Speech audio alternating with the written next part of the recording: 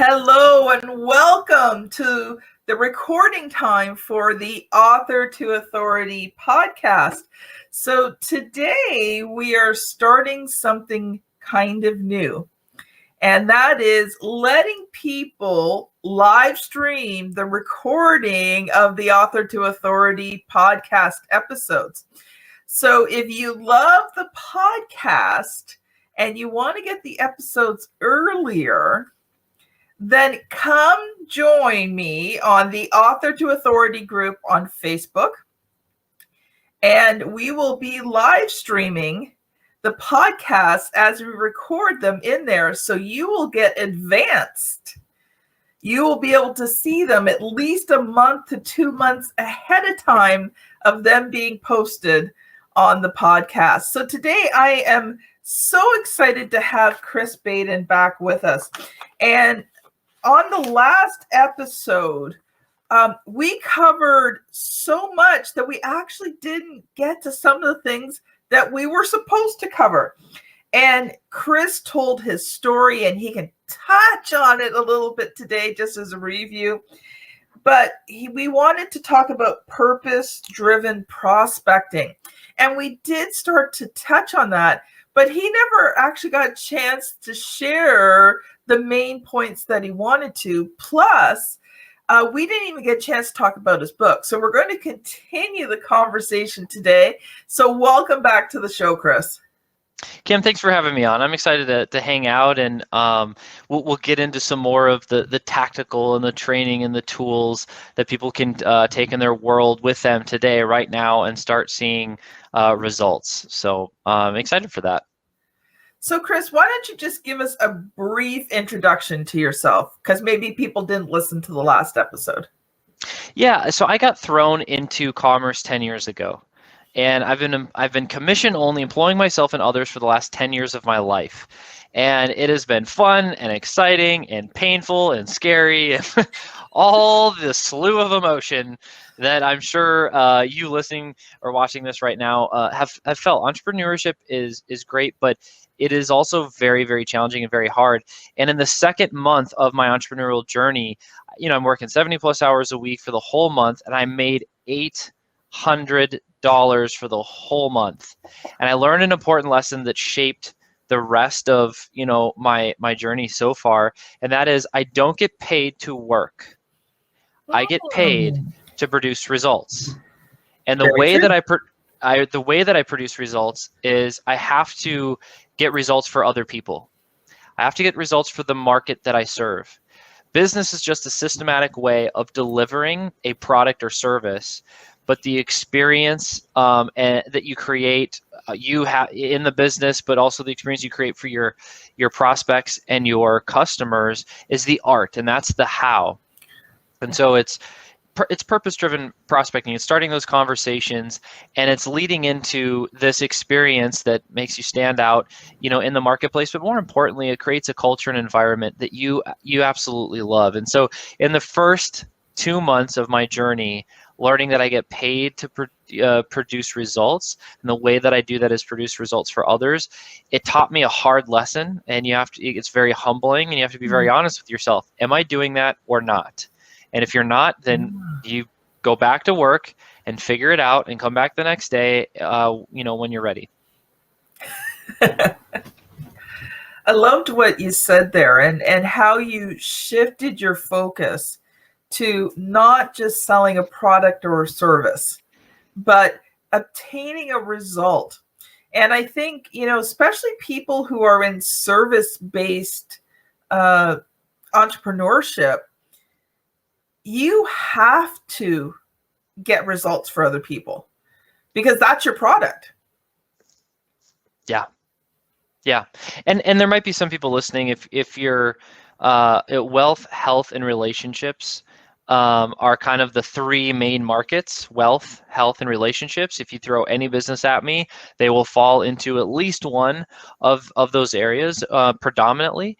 And so even somebody that is in, say, the relationship market, it's like, well, how do you measure intangibles like love or more connection? And you can still tie it to certain patterns.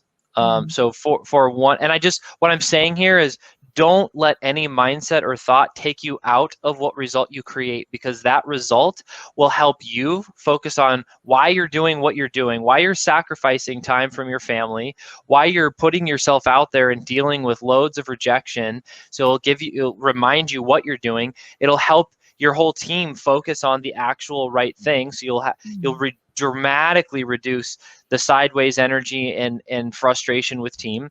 And you'll also be able to market with full conviction on exactly what you're doing. Why does that matter? It matters because guess what? Nothing sells harder than the truth. Mm-hmm. People love hearing it. You don't need to convince anybody because it's true. They already know it to be true. And for you, it feels so much better. There's no resistance or anxiety that you have throughout your sales or marketing process. You have full peace in your heart inside, and therefore full conviction to go out and share that you're building and sharing and growing from a place of peace internally rather than complete utter chaos and turmoil. And it turns out people don't really want more of that in their life. So they don't want to buy from you when you're in that place. This all said, if you're in relationships, if it's, marriage counseling specifically, hey, before I talked to this married couple, the last date night was 6 months ago. Now they are consistently going on one date night per week. And they're saying, I love you X amount times more. They're, holding hands or kissing more throughout the day compared to what they were before. You might think I'm crazy or weird, but I'm not saying that's the best or right answer for marriage counseling or relationship, but I'm just saying that there's always going to be some type of outcome, behavior, or result shift because of the service or work that you're doing. Yeah, there's something tangible. Yeah. There's a tangible result. And, all of those, by doing all of those things, they now have a stronger marriage. They now have a stronger relationship. They now feel more connected to each other. But the tangibles are holding hands, saying, I love you, and going on date nights. Like when we just got married or first started. That's exactly the point. And so anyone listening, I hope that if there's only one takeaway that you get so far, it's that, hey, if I don't know, and some people will call those KPIs, key performing indicators. It's your one critical number. And if you feel chaotic, like, oh, there's too much going on, I got to do everything, that's completely normal for any business owner, entrepreneur. Yes. Know that you're not alone, and your saving grace will be that one critical number that gives you the permission to let those other things be set aside, rather than you put them in the junk drawer or the junk room and you close the door and you try to pretend that it's not there. But meanwhile, in the back of your mind and emotionally, it's sucking all the energy from you. By focusing on your one KPI, your one critical number, hey, you know what? I closed X amount of deals, or we moved the company forward in the right direction. And when that happens, everything else is taken care of. You can give yourself mental, emotional, and physical time permission to not carry that negative or sideways energy. A great example to kind of close on this point is Southwest. You know what Southwest's critical number is? What's Southwest and what is the critical number? Great question. Southwest Airlines. Sorry, should have put the Southwest Airlines. Okay. Very, very good company to evaluate, and their big number one critical number is they say it in a phrase: wheels up. Wheels up, meaning if the wheels are up in a plane, that means that the plane is taking off and they're serving their customers. And for wheels to be up, you need to manage the pilots and the crew and the flight attendants. Maintenance team needs to be on point, so to make sure they're on time. It's the one thing that pulls everyone together. Hey, if we create this one result, yes, everybody, hey, this is on fire, that's broken, someone's pissed about this, and that doesn't that person needs to be fired, or this person just had a horrible life situation and now we got to fill. There's always going to be some type. This is a business, for crying out loud. This is a giant project we're talking about. Yes. Of course, things are going to be messy, but if you have that one thing happening, hey, you at least know that you're going to live and earn the right to keep playing this game of business for another day. Sort of reminds me of Pareto's principle. that 80% of your results come from 20% of your action. And so if you can determine, what's that 20% that drives your business forward, that produces 80% of your results, you can get rid of the 80% of things that are dragging you down, wearing out your energy and not producing much. Yep. That's it. And so, I think the lie is that we have to do it all. The lie is that we have to do everything. Yeah. And the truth is we can't. No. But we live in between that lie and that truth, and it's gray and it's painful and it's emotional turmoil. And so it's just having somebody say today, maybe that's just what someone needed to hear today, is just, hey, you know what, here's permission to reset, focus on one number, assess, how you serve the business, and, to accomplish something greater than yourself, it takes more than yourself. John Maxwell says it great. Hey, if you can ask for help, or you can give up on your vision. The reason that your vision is overwhelming you because it's greater than you, and the way it's not meant for you to do alone. It's meant for you to welcome others into that picture, and that's part of you're given the canvas, and that's your one color. And there's more colors that will be needed to paint the business and the service that you're putting together. So plenty of analogies, right? We could do this all day. So I think the promise here is, where do we start? How do we apply some of this stuff?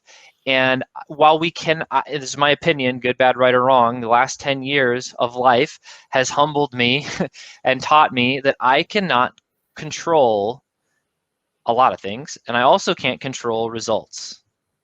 True. I cannot control when somebody decides to buy and when they decide not to buy for whatever reason. I can lead a horse to water, so to speak, but I can't make him drink. But there are ways we can give the horse some salt to make him thirsty. So maybe they're more likely to drink. And man, I got a lot of analogies for some reason today, but hopefully this is making sense with everyone listening, watching today. And let me give you some salt. Okay. Sure. While we can't control results, we can control activity. We can control activity. I don't get paid to work.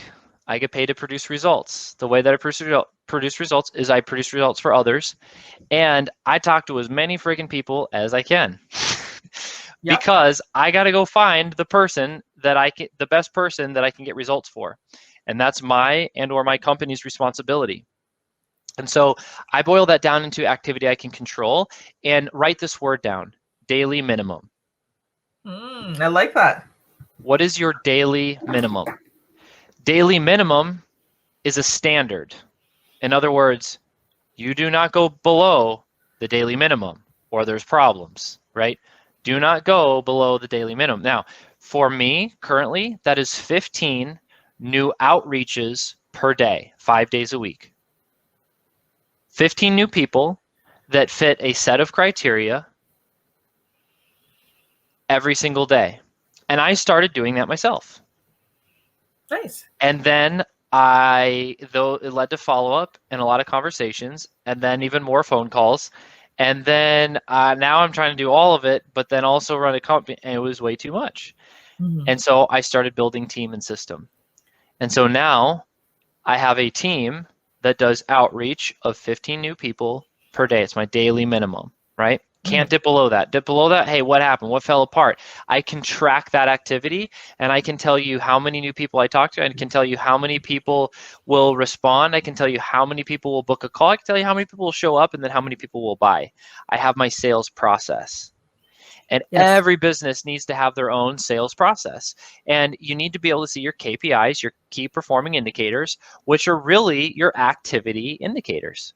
And when you simply look at these, and I have it up, I can share screen and show people a rough process that I go through if that's easier for people watching. I'm a visual person, but if not, I can talk through it in a simple way too. What do you think would work best, Kim?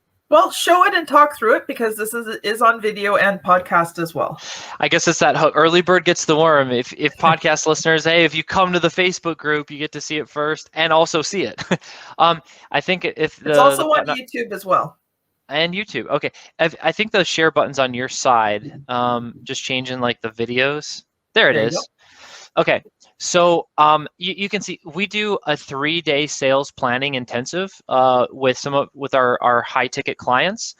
This is what we go through. So this is a tool that will be provided to you guys for free. So you guys can use this, and please, by all means, use this. Increase and track your activity.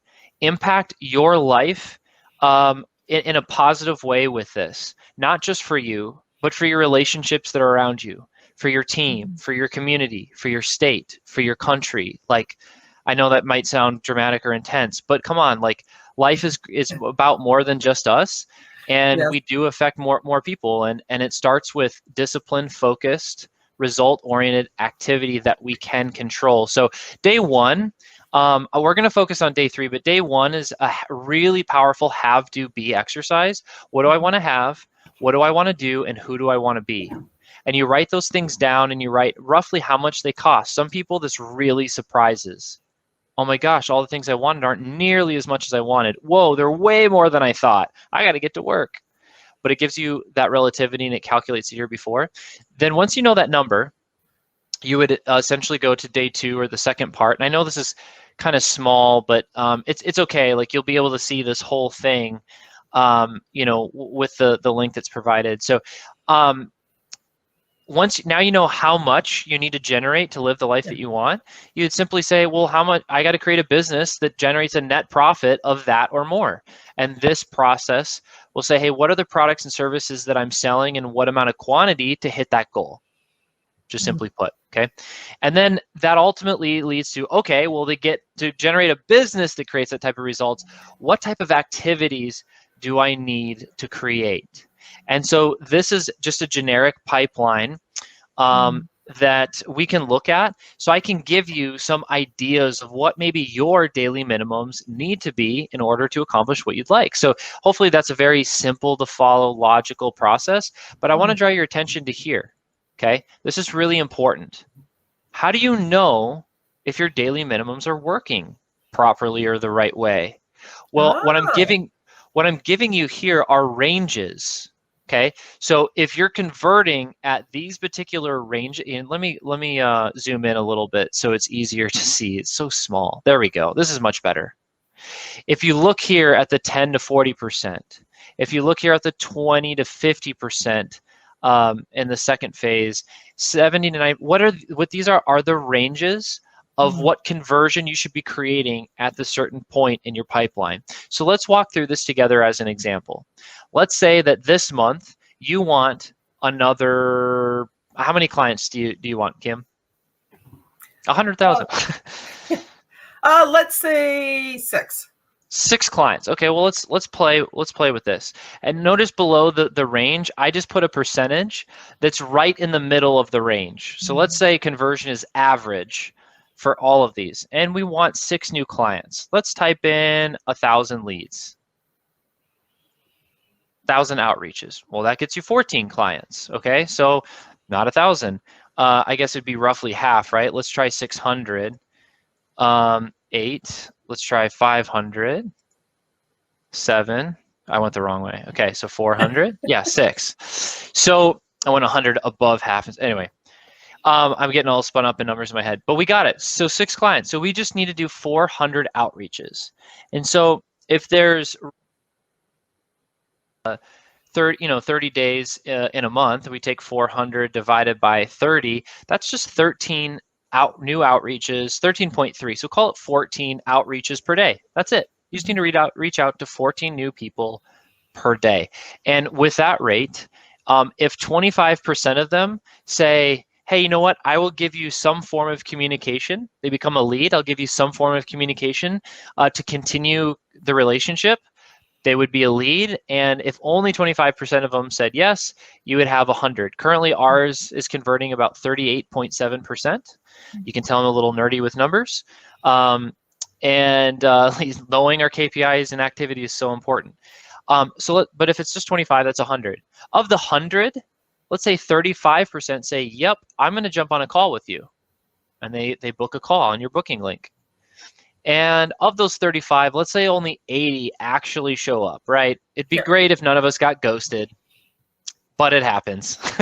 So that means we actually complete 28 calls. And if we only closed approximately 20%, that'd give us about 6 clients. Wow. Okay. There's some rounding up here, right? Yeah, of course. So yeah, because I mean 10% is 2.8. So but it gets you close. Maybe you need to do 412. Maybe but 14 new outreaches per day would get you 6 clients. Now you know your sales process. Now here's the fun part, Kim. Let's say, man, our outreaches, man, we're getting 40% of people, so it's a lot higher. And our book calls are happening, but no one's showing up. We know exactly where it's broken. We know exactly where to go. There's no guesswork. Business is a systematic way of delivering a product and service. There's not any guesswork. So if you've ever had any amount of emotional or mental overwhelm or stress of wondering how you're going to make it or how you're going to hit your revenue goals, if you know your numbers and simply apply this sales activity projection here, it'll solve all that. You'll know exactly what you need to focus on and what outcome you need to see. So it takes all the guesswork out, which really frees up a lot of mental and emotional energy and capacity. And then you start sleeping better, and then you start performing better. And then you're like, here's something that I asked myself, Kim. Because any given moment, I'm thinking about one of 3 things: building a lifelong marriage, world-impacting family. I've got 3 kids under 5, and multi-million-dollar businesses. And what the world tells me is, Chris, you can't have it all. Yes, you can. You can't have successful. See, I agree with you. But as like young Chris a while ago, and I still hear it today, hey, Chris, you can't have successful, healthy relationships. You can't be a husband, father, and also, run small to big, I'd say small to mid-sized companies that do 7 to 8 figures a year in revenue, right? You can't do that, Chris. And I didn't know anybody at the time that had ever even done that. So the world tells us all kind of stories, but something inside me said, that just feels like BS. It doesn't make sense to me. Like, why? You're telling me that there's nobody on planet Earth out of 7 billion plus people that haven't had a lifelong marriage, that is healthy and passionate, that also has functioning society contributing kids, and also has a successful business, meaning they're a quality leader, showing up in a powerful, impactful way for their team. And you're telling me there's not one person on planet Earth that is that? See, that's where I went. Go ahead, Rick, question, or you're saying I know somebody, or you are that person? I've been married 30 years to the same man, and we have a great marriage. I've got 2 wonderful, responsible adult children, and my business may not be quite that big yet, but I run a successful business with teams. And so the thing, hopefully other people hear what I continue to remind myself is, there you go. Kim's doing it. It's possible. We've been only married 7 years so far. We've got 3 kids, and it's first marriage, and again the goal is lifelong, passionate, fulfilling marriage, and then building companies. I've built 3 companies in the last 5 years in 3 different industries that have done at least 7 figures or more in sales per year, and there's no that seems impossible. It was impossible to me. I was like, that doesn't even make sense. I don't even know anyone that's done that. But I just, something inside me said, but come on, there's got to be at least one person. There's got to be at least more than one Kim in the world. And you know what? It wasn't but like a year and a half later where I found myself in a room where everybody was that. And there was about there's in between 30 and 40 of them. It was a mastermind, right? But I was like, Now, I wasn't that yet, but I just found a way to get in the room. I was the oddball, right? And and I was like, wow, look at this. And then I met more and more and more. My point is, just be careful of the stories that you're telling yourself around Yes. who you are and what you can do or what's even possible, because what we believe often will dictate our trajectory. Yeah. It's not our fault that we maybe have never seen what seems impossible to us, but it is our fault if we buy into something less than that. So true. So true. We've got a few minutes left, so I've got one question for you on your this wonderful worksheet, and then we want to get to your book. So Yes. my one question is, because this is, people have a hard time getting started. So they look at this and they say, great, but I can already hear people in my head going, Chris, what do you consider an outreach? Yeah, great question. Great question. A new contact. So for example, specifically what we're doing and what we're finding to be the highest quality, the most personable, the best connection is just reaching out on social, specifically Facebook, saying hi. I consider you can look at their profile, you can see if they're potentially a good fit for what you're doing. And here's the thing: treat other people the way you want to be treated, approach other people the way you want to be approached. That solves about 99% of the problems. Okay. Well, it's scary and I don't know what to say. That's okay. It's okay. Those can be solved. All that can be solved. And you know what? It's free. Yeah. And so when we bring a new product to market, service to market, that's exactly what we do, because the cold market's the most honest. They'll tell you what you need to hear, not what you want to hear. They'll tell you why they love it, and they'll tell you why they hate it. And so we like to do that. What we did is we started doing outreach. And in fact, if I scroll down here, our first campaign of doing that type of outreach, what we did, you get one type of contact information. We just invited them to a Facebook group. And then we built some relationship. We had multiple steps in between here. But eventually, when things were warm and we qualified the person enough via profiling and chat, we'd invite them to a call. And we actually had 88% of people show up to our calls. And so we ended up getting 17 people into our high ticket mastermind. So this took about a 6-week period. We wrote just over $100,000 in business. We had no webinar. We had no funnels. We had no marketing. We had a Google Doc. We had a clear problem we solved. And we just started outreaching to people. And we followed up and we built relationship and we listened. And after about 6 weeks, we wrote over $100,000 in business. And since we've refined the process and increased price, and it's worked out well. Eventually, we'll probably do paid ads and summits and challenges and other things that are very powerful, very good. If you enjoy those things, look, all of them are good. All of them can work. How do you want to grow your business? We like to start with the least amount, hear me closely, the least amount of effort, not in trying to get away with anything. It's just, we got to move quickly. If we don't get revenue into the business, we're out of business. Well, and for some entrepreneurs too, who have very extremely small, like your small entrepreneurs, your solopreneurs and that, what you have just said is golden, because it costs no money to create a Facebook group. It costs some time to create content, but I usually block out like maybe a 2 or 3 hour window a week to create content for my groups and my one page. And some of the things I'm doing can be recycled through. So I'm building out a 90-day cycle of content that will just continually repeat, because people forget it anyway. And you can do it, and all it costs you is some time.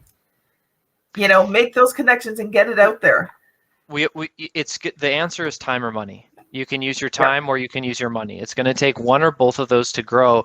And here's a phrase that people don't talk about. Everyone hears, hey, it takes money to make money. It's a true statement. It's fine. It's true. But they don't tell you the second part of that is, and the clarifying part of that, which is you didn't say it has to be your money to make money. True. Okay. So you can raise capital. It's one option. It's not my go-to. And so it takes money to make money. Why? It should be the market's money. It should be the customer's money. You solve a problem. You're giving your time to solve a problem.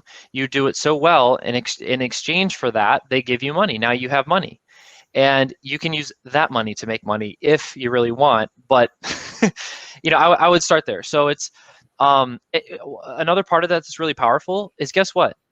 We're talking about a conversation. It's just a conversation. Yes. The best copywriters are the ones that pay you, not the ones you hire. Hey, here's why I'm paying you. Like, they'll be honest with you. They'll just tell you. They're giving you all the answers to the test. You're connected to your market. I know how to solve lead gen in a very free and efficient way. And I know how to scale and build sales teams because I'm talking to coaches and consultants and agency owners. I've talked to almost 500 in the last 6 months. I know what you're thinking. I know what you're feeling. And I am that person still. So it's just a very natural conversation, and you will feel the same way. Not you, I mean, you, Kim, yes, but you listening and watching when you're doing that type of work. There's no shortcuts, right? But this is the systematic, and you can see our first campaign, man, we only had 17. You know why? It was ice cold. It was ice cold, but we were still above 10%, and now we've since got this up to 38%. This one's still around 37, 38%. This one's actually closer to like 82, 83% now because there's just more volume. And we actually we tripled prices, and then our close rate went to about 12 to 15%, which we're totally fine with because it still equals a lot more revenue. So even though we're not closing as much, but we're making more money, and we're with like just more quality clients as well. So it's a better combo for us. Anyway, I know we got to talk about the book. Please I know I talk too much, Kim. Keep guiding me. Hopefully this is helpful for somebody listening though. Well, we're over the 30-minute mark. We usually go about 30 minutes. So I want to ask you one question, and then I want you to answer that quickly, and then tell people how they can connect with you. So in a couple of sentences, tell me, what was the good, bad, and ugly of creating that book, of that chapter, that book, what you had done, and what it is? Okay, well, you said good, bad, and ugly, and we joked about this before. And you don't have to keep sharing screen if you don't want. Kim, I'll make sure I get you that link for everyone listening, watching today. Okay, you say good, bad, ugly. We were joking about this. It actually, the experience was ugly, bad, and then good. And so the ugly part was, oh gosh, like there's so many, I've got 3 kids, I'm building a business. It's like, where am I supposed to, I already don't sleep enough. Like, how am I supposed to do this? And so it was just ugly. It was uncomfortable. And I calendar blocked first. I was like, okay. The bad part was I have to write. And this is just being completely vulnerable here. Like there's a good chance that I'm severely dyslexic. I haven't known this like my entire life. I don't, even if I find, I might go get tested. I did like this preliminary test. They're like, I'm 34. I did well at school. I hated school. I'm a very slow reader. There's a lot of insecurities around all that. So writing and it's just very difficult for me. I do audiobook for everything.